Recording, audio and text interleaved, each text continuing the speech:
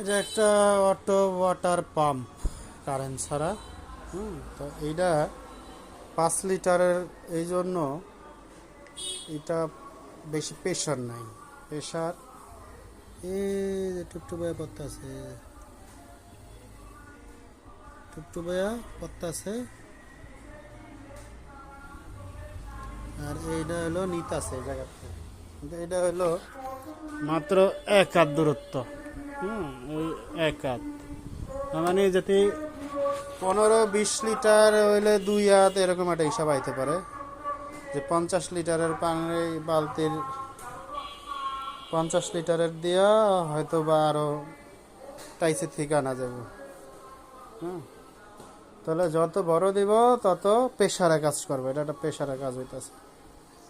তো এক্সপেরিমেন্ট এই জায়গায় ছিল, আপাতত শেষ।